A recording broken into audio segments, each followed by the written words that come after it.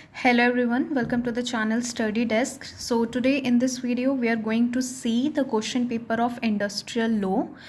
तो ये जो इंडस्ट्रियल लॉ है ये आपका सेमेस्टर 5th का सब्जेक्ट है. तो ये जो इसका क्वेश्चन पेपर है ये आज हम देखेंगे. तो सबसे पहले आपके क्वेश्चन पेपर में 5 क्वेश्चंस आपको अटेम्प्ट करने हैं और ऑल क्वेश्चंस जो हैं वो आपके इक्वल मार्क्स के हैं, राइट.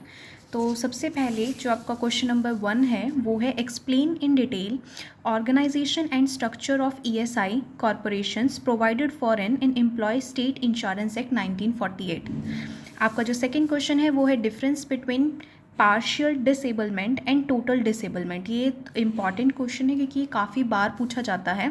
थर्ड है what is bonus, describe in brief the main provision of the payment of bonus act. उसके बाद आपका जो क्वेश्चन नंबर 4 है वो है what are the remedies available to workers who are paid less than the minimum wage under the minimum wage act 1948. उसके बाद आपका क्वेश्चन नंबर 5 है what is the factor for disqualification for payment of bonus, what is the minimum and maximum limit of bonus and what is the eligibility limit for payment of bonus who is disqualified from getting bonus under the act. ये भी important question है. उसके बाद आपका question number 6 है what are the provisions regarding wage periods and time of payment of wages and who is responsible for payment of wages under the payment of wages act 1936. ये आपका question number 6 है.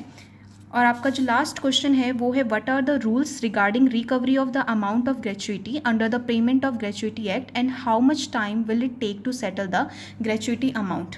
तो आपके जो total questions हैं वो question 7 है जिसमें से आपको कोई 5 क्वेश्चंस जो है अटैम्प्ट करने हैं. तो इसमें जो भी जितने भी आपके चैप्टर्स हैं उसमें से आप जितने भी आपके क्वेश्चंस 10 ईयर में दे रखे हैं वो सारे के सारे क्वेश्चंस अगर आप कर लेते हो तो आप गुड टू गो हो एग्ज़ाम्स में जाने के लिए, राइट. Okay, thank you.